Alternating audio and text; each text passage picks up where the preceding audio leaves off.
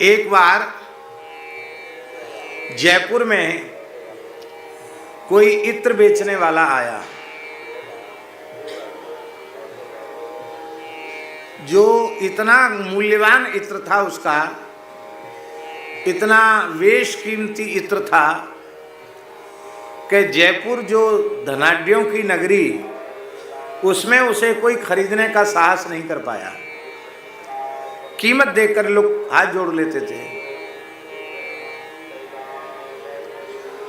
तो जयपुर के एक पंडित गौड़ जी थे, उस समय के बड़े प्रकांड विद्वान थे और बड़े तपस्वी थे, बड़े सदाचारी ब्राह्मण थे वो।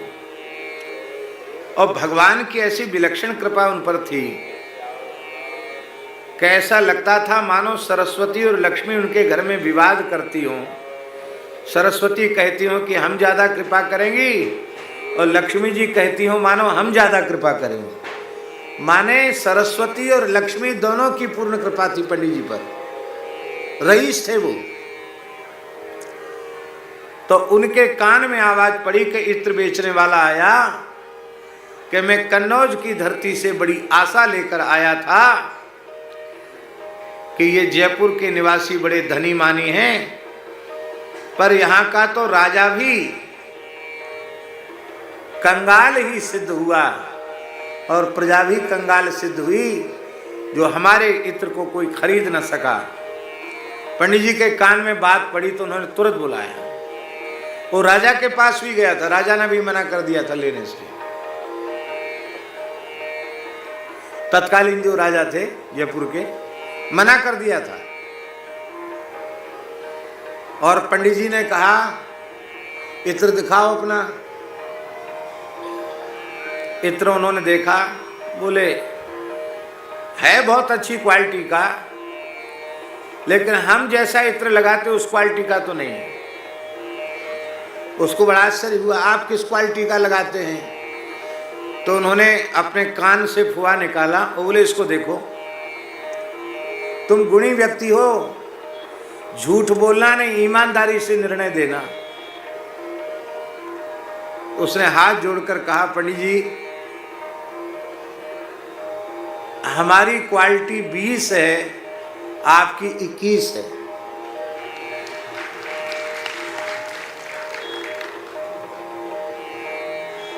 तो बोले तुम्हारा सारा इत्र जितना लाए हो ना बेचने के लिए, हमारे जूतों पर मल दो, जूतों की मालिश कर दो इससे।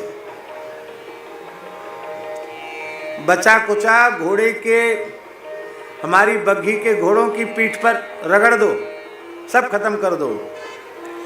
और मोल तोल हम करते नहीं, तिजोरी खोल देंगे, तुम्हारी जितनी कीमत हो उतना अशर्फियाँ सोने की उठा के ले जाना, उतना सोना ले जाना जितना कि तुमको तुम्हारी मूल्य होता हो।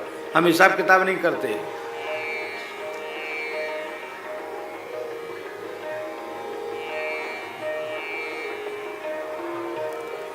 आश्चर्य में पड़ गया। जूतों पर मालिश हो गई, घोड़ों की मालिश हो गई। पंडित जी ने अपना तिजोरी खोली, लो भाई जो तुमको चाहिए उठा लो।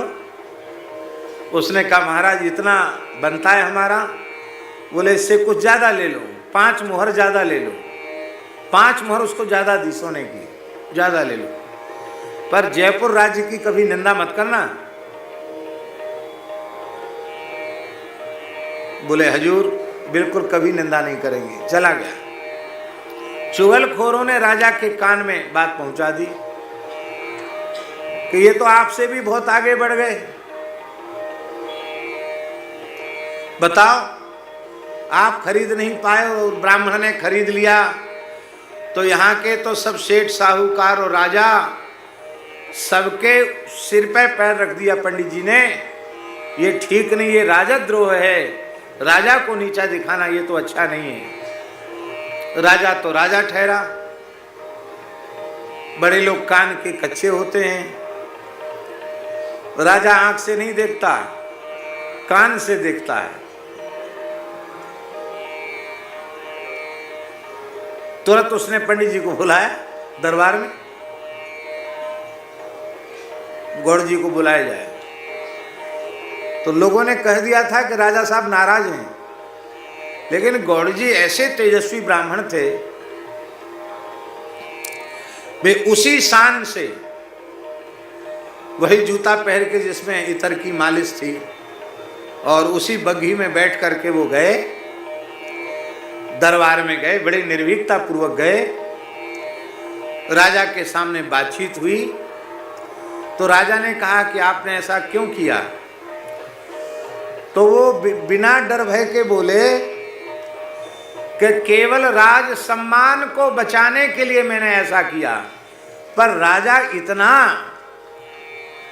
अविवेकी है ऐसा मैं नहीं समझता था। मैंने तो इसलिए ये इत्र खरीदा, हमारे पास हम भी इत्र के शौकीन हैं, पर हम जिस इत्र का प्रयोग करते उसके हल्की क्वालिटी का इत्र था, फिर भी हमने इसलिए खरीदा कि जयपुर राज्य की, जयपुर की प्रजा की, जयपुर के राजा की बदनामी न हो।